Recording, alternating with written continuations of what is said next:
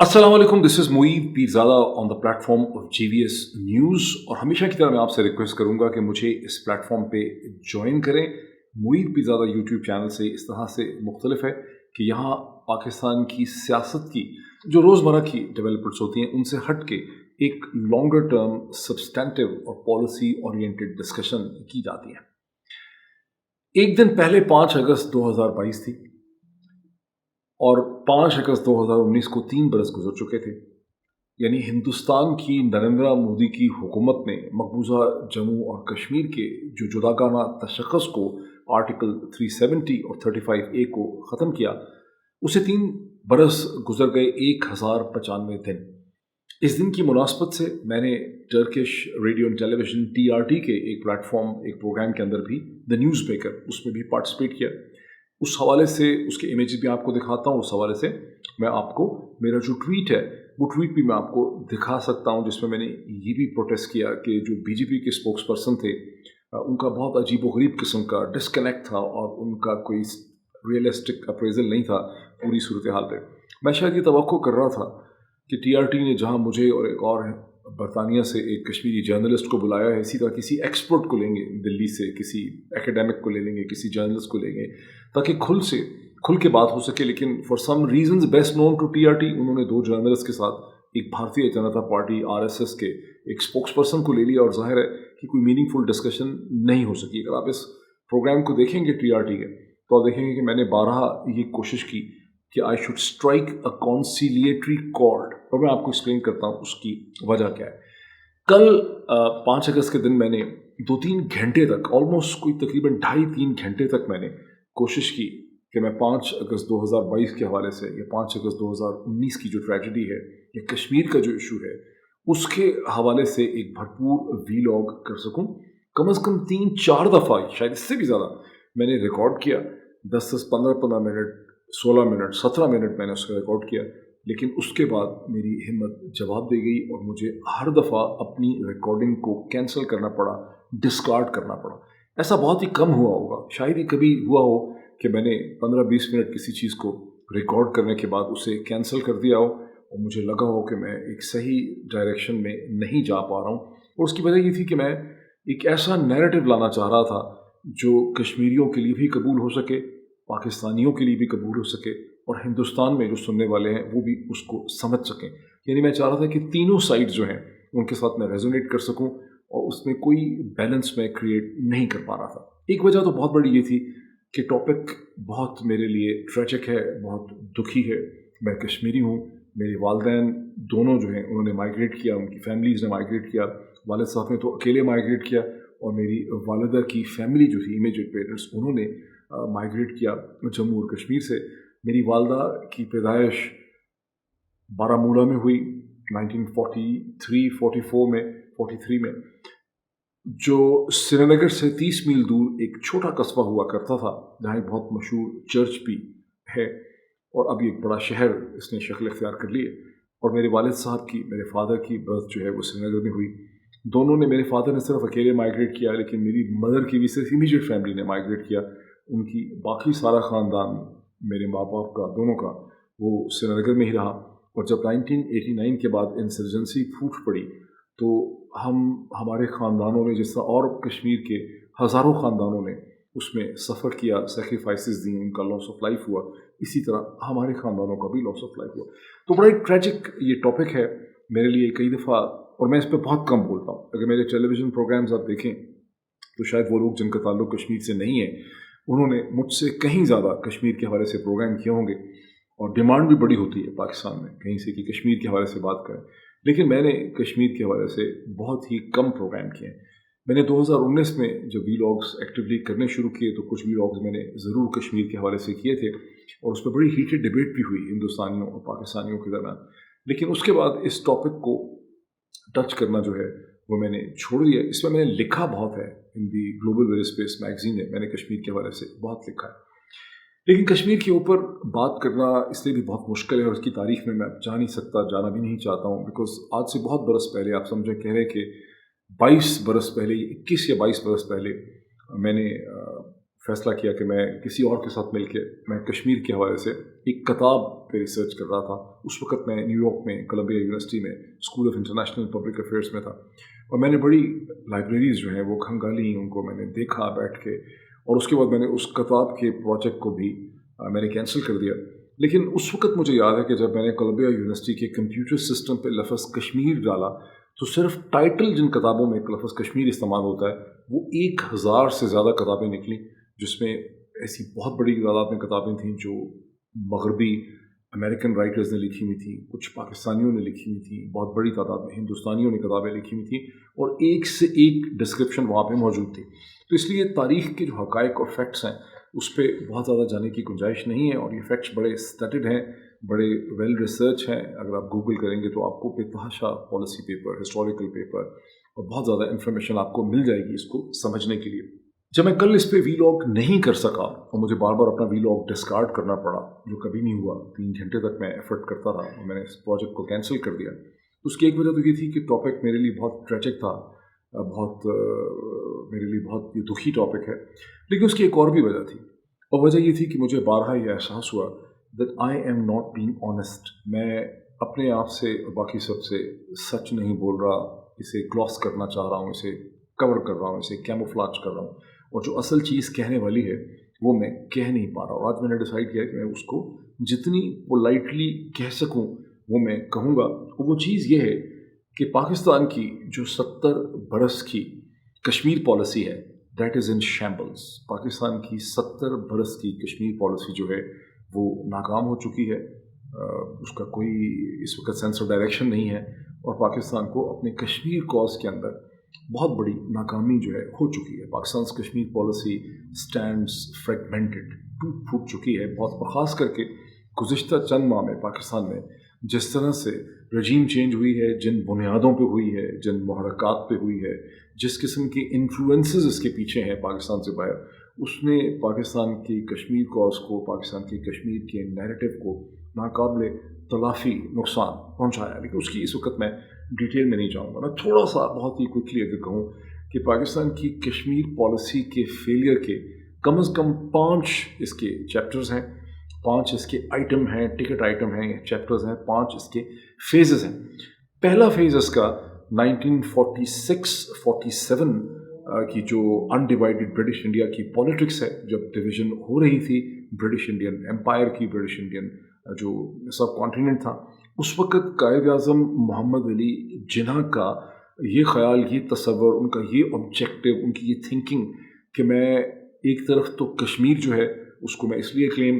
ہم کر سکیں گے پاکستان میں کیونکہ ہم مسلم پاپولیشن ہے, جغرافکلی کنٹیگوس ہے, تمام ہسٹوریکل جغرافیائی راستے, ٹریڈ, ایجوکیشن سب جو ہے وہ پاکستان سے گزرتا ہے, ان ایریا سے جو پاکستانی پنجاب میں ہیں. اور یہ کہ اور حقیقت بھی یہ تھی کہ کشمیر جسے ہم کشمیر کہتے ہیں اس کے تاریخ میں اور جغرافیہ میں کوئی بھی وائبل اور practical functional links in areas کے ساتھ تھے ہی نہیں جو آج انڈیا پراپر ہے as a result of the division of the Punjab یا برٹش انڈیا. ورنہ ظاہر ہے کہ یہ سب علاقہ جو ہے, یہ ساری ٹیریٹری, یہ سارا جغرافیہ جو ہے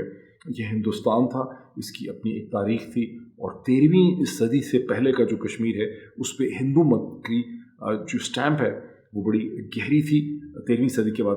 کشمیر میں بہت تیزی سے اسلام جو ہے وہ پھیلا, لیکن جو اسٹیمپ تھی اس کے ساتھ ہی ایک اسپریچول ڈائمینشن بھی تھی جس کا ذکر مسلسل ہندوستان کے کشمیر لٹریچر میں ملتا ہے کہ کیسے کشمیر ہندوستان کی اور ہندو مت کی جو ثقافت ہے, اس کی جو ایک اسپریچول ڈائمینشن ہے, اس کے ساتھ کشمیر کا بڑا گہرا تعلق ہے. لیکن یہ ایک فلاڈ آرگومنٹ ہے بیکاز وہ اسپریچول ڈائمینشن کا پھر پنجاب سے بھی تعلق ہے,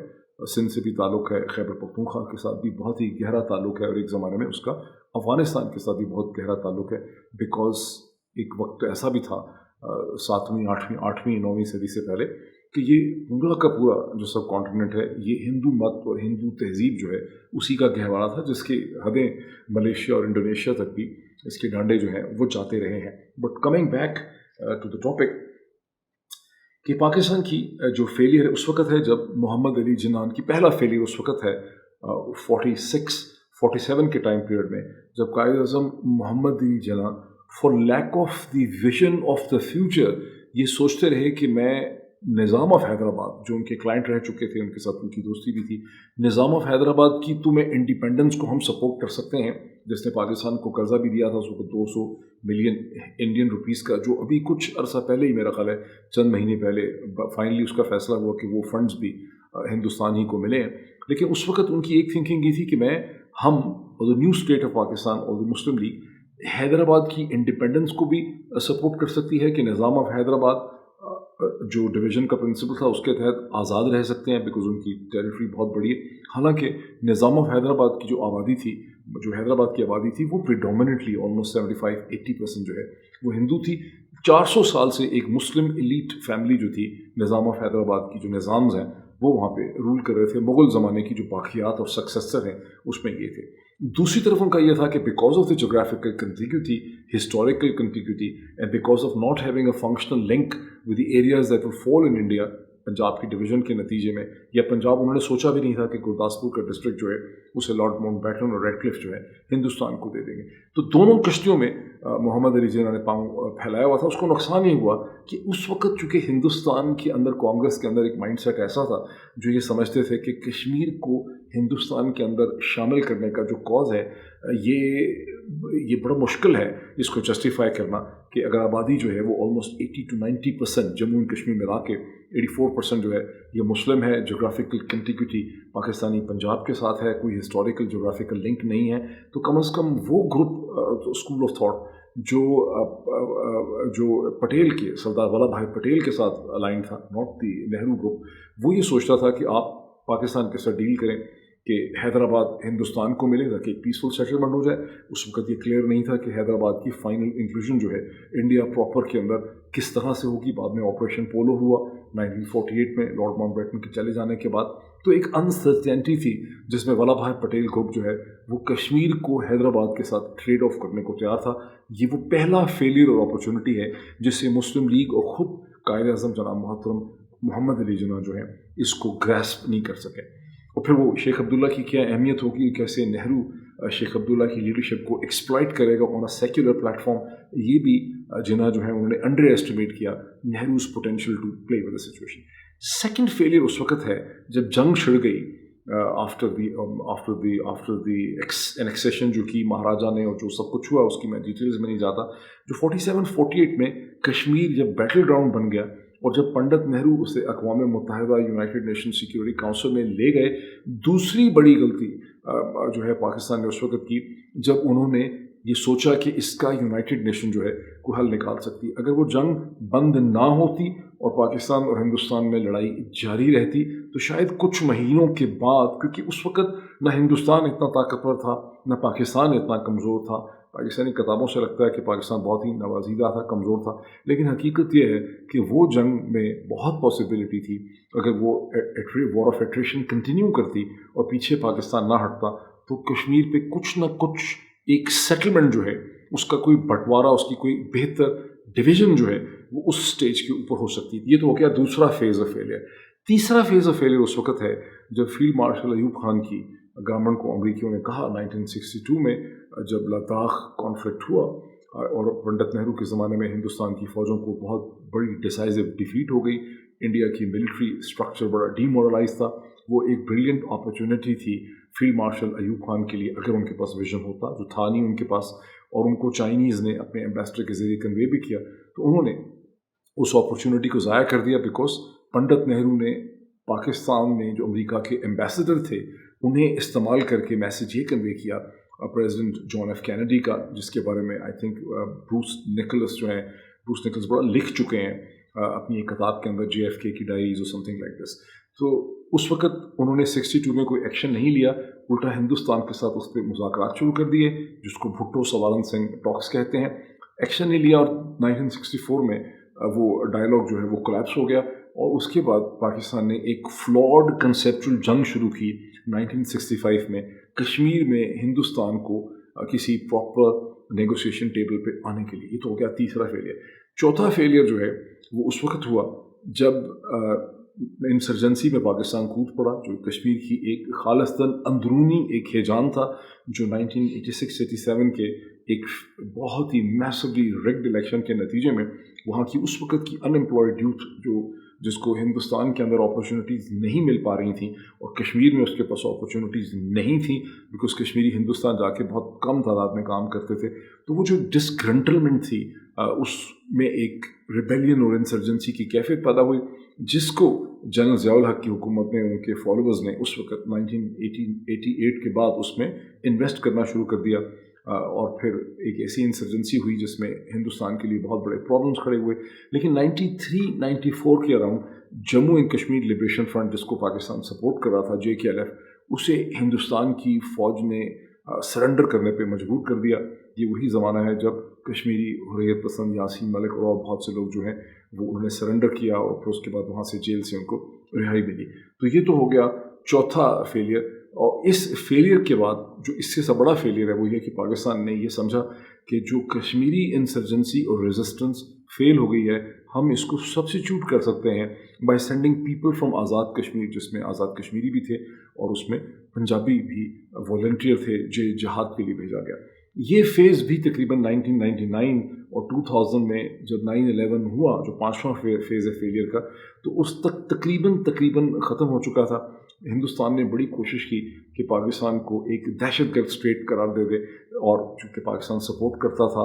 ملیٹنسی کو ملیٹنٹ اسٹرگل کو لیکن ہندوستان اس میں اس وقت تک کامیاب نہیں ہو سکا. تاہم جو 5واں بڑا فیلئر پاکستان کا آتا ہے وہ یہ کہ 9/11 کے بعد اور 93-94 میں جس وقت ہندوستان کے پرائم منسٹر نرسمہا راؤ نے ایک دفعہ کشمیر کے حوالے سے اسٹیٹمنٹ دی تھی جب ان سے پوچھا گیا کہ what is the limit of your compromise on Kashmir تو انہوں نے کہا تھا کہ اسکائی از دا لمٹ. وہ بھی ایک بہت اچھی اپرچونٹی تھی اگر پاکستان کوئی میننگ فل ڈائلاگ ان کے ساتھ کر سکتا ہوتا. پھر 1999 میں جب اٹل بہاری واجپئی یہاں تشریف لائے نواز شریف صاحب کی انویٹیشن پہ لاہور آئے اس وقت بھی ایک اپرچونٹی تھی کہ کشمیر پہ کوئی میننگ فل قسم کا اس میں مل تو کچھ نہیں سکتا تھا ٹیریٹوریل ایکسچینج تو نہیں ہو سکتا تھا لیکن ایک زیادہ viable lasting solution that could have given peace to India and Pakistan and peace of life to the Kashmiris ایک آنریبل لائف وہ بھی اپرچونٹی جنرل مشرف کی جلد بازی کی وجہ سے بے وقوفی کی وجہ سے لیک آف وزڈم جو تھی لیک آف فورسائٹ کی وجہ سے ضائع ہو گئی.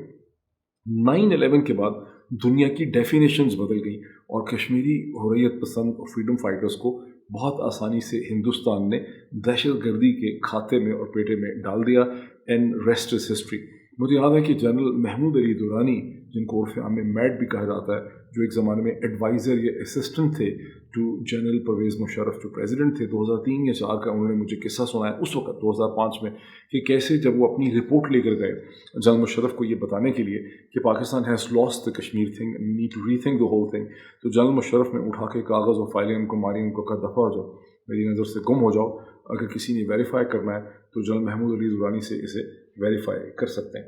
یہ تو میں نے آپ کو 5 فیزز جو ہیں اس فیلئر کے میں نے آپ کے سامنے اس میں رکھ دیے ہیں. مجھے ایسا لگتا ہے کہ گزشتہ 3 برس میں جب سے اگست 2019 ہوا یا اس کے پہلے سے پاکستان کی جو کرنٹ اسٹیبلشمنٹ ہے اس نے تو یہ ریئلائز کر لیا کہ کشمیر از اے لاسٹ کاز اور آگے بڑھنے کی ضرورت ہے. اور جو ہم نے دیکھا کہ جو رجیم چینج کا ڈرامہ پاکستان میں ہوا ہے اس کا بھی کچھ نہ کچھ کنیکشن اس انٹرنیشنل محرکات سے ہے جس کے ڈانڈے ہندوستان اور کشمیر سے جا کے ملتے ہیں. But once again this is beyond the domain of this particular value. لیکن پاکستان کی جو باڈی پالیٹک ہے اور پاکستان کا جو میڈیا ہے اور پاکستان کی جو پبلک اوپینین ہے اور جو سیاسی بیانیہ اور نیریٹو ہے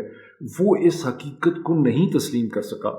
جس طرح سے پاکستان کا یہی سارا جو سیکشن ہے اس نے اس حقیقت کو تسلیم نہیں کیا کہ اسرائیل کے ساتھ ہماری کوئی فائٹ نہیں تھی فرام دا بگننگ اور ہم نے اس لڑائی کے اندر اپنے جو رجحانات پیدا کیے ہیں اس کی وجہ سے اور خاص کر کے 1990s کے بعد سے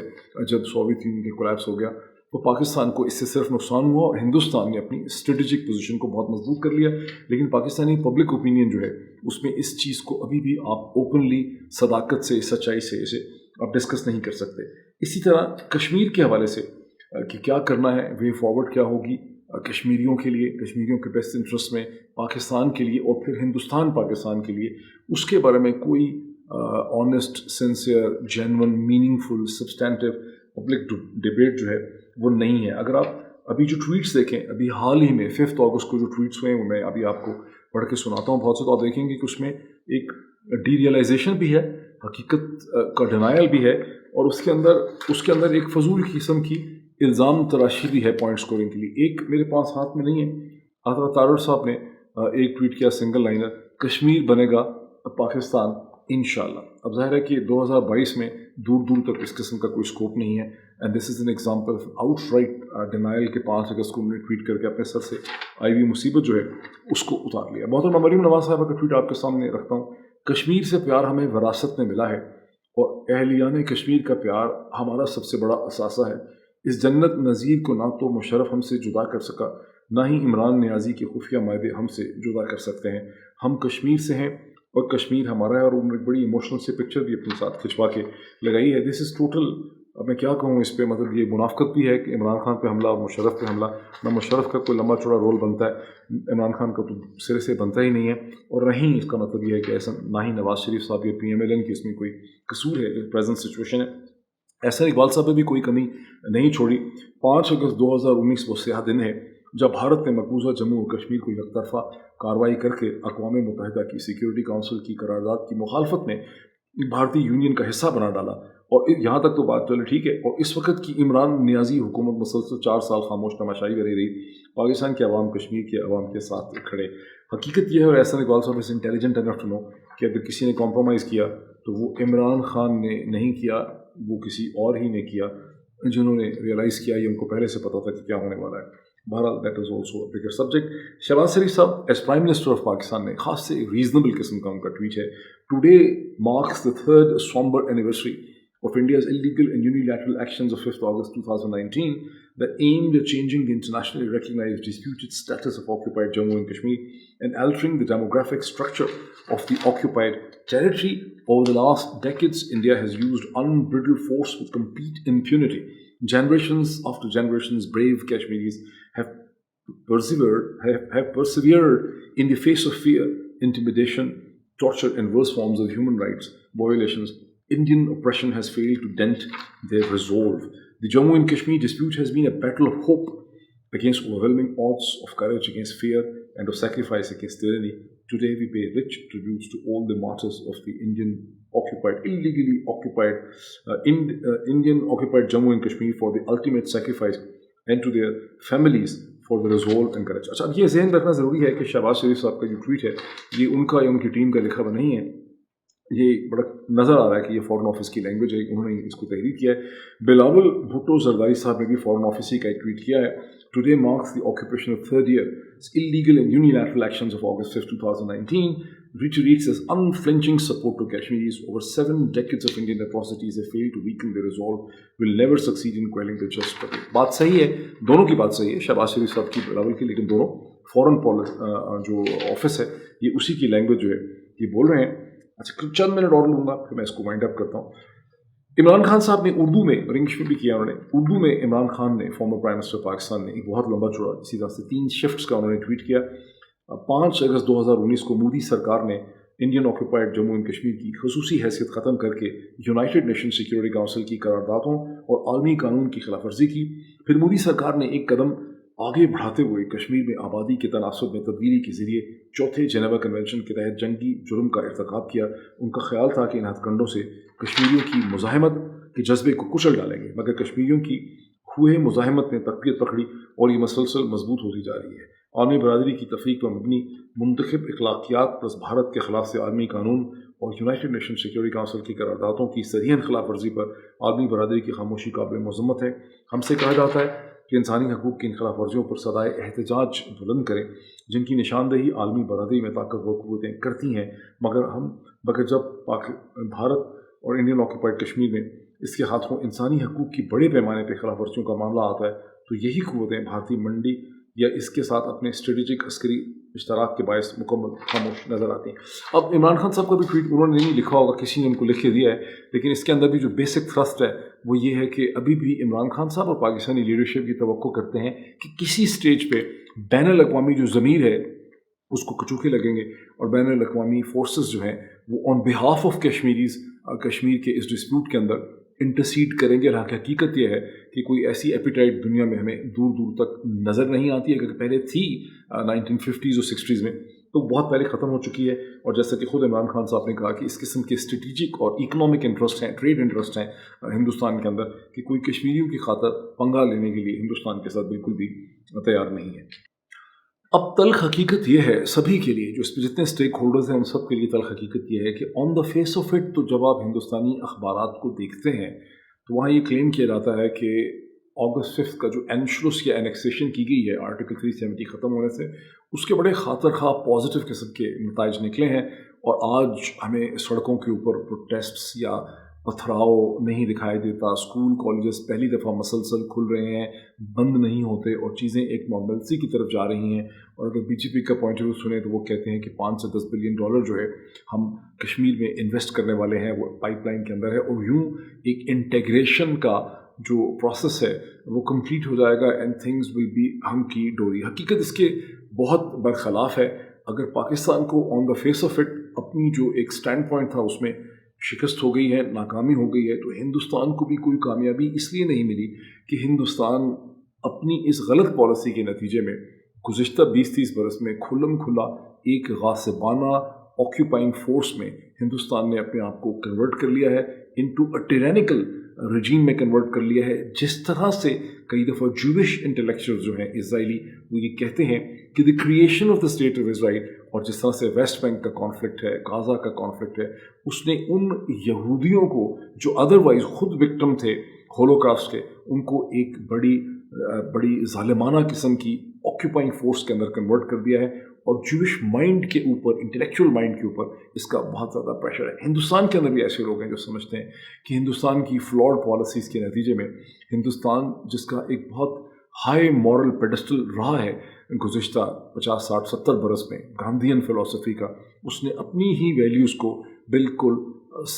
टॉर्न अपार्ट कर दिया है कश्मीर के केस में। और अब जबकि पाकिस्तान इसका इफ़ेक्टिव स्टेक होल्डर नहीं रहा, और जो कुछ हुआ है गुज़िश्ता 3 बरस में, उसमें आहिस्ता आहिस्ता हिंदुस्तान को एक नई किस्म की वेस्टर्न और मगरबी तनकीद का सामना करना पड़ रहा है, जिस किस्म की तनकीद जो है वो पहले कभी कश्मीर के हवाले से, जब तक उसको दहशत गर्दी समझा गया पाकिस्तान स्पॉन्सर्ड, वो हिंदुस्तान ने फेस नहीं की, उसका भी एक उनके ऊपर प्रेशर है। सबसे बड़े विक्टिम्स इसके कश्मीरी हैं, और इंडिया और पाकिस्तान टुगेदर भी इसके विक्टिम हैं। बिकॉज़ अगर कश्मीर का मसला ना होता तो कोई वजह ही नहीं कि हिंदुस्तान और पाकिस्तान जो हैं उनके दरमियान बहुत पहले बहुत बेहतर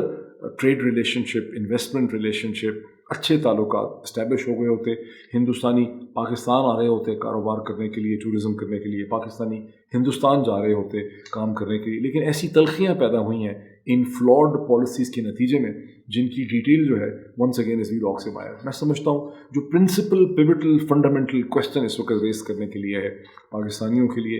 हिंदुस्तानियों के लिए, और फिर सबसे बढ़ के कश्मीरियों के लिए, कि वे फॉरवर्ड क्या है, किस तरह से हिंदुस्तान, पाकिस्तान और कश्मीरी अपने आप को करें प्रेजेंट। बिकॉज अब तो इशू प्रिंसिपली कश्मीरियों का है। जैसे कि अगर आप ये देखें TRT का प्रोग्राम, तो उसमें बहुत ही आर्टिकुलेटेड पोजीशन मुजम्मल ठाकुर ने, जो लंदन से थे, उन्होंने कश्मीर की कॉज में ली। और जो भारतीय जनता पार्टी के स्पोक्सपर्सन थे, उनके पास नाम भी भूल गया उनका क्या था, लेकिन उनके पास कहने जोने को कुछ भी नहीं था। इतना ही मैं आज कहना चाहता हूँ। मैं चाहूँगा कि आप लोग इस पर कमेंट करें, from Pakistan, from India and from Kashmir, और मुझे बताएं कि आप इसके बारे में क्या सोचते हैं। उस हवाले से मैं दोबारा इस पर एक पॉजिटिव बात करने की चंद दिनों में कोशिश करूँगा। Thank you so much.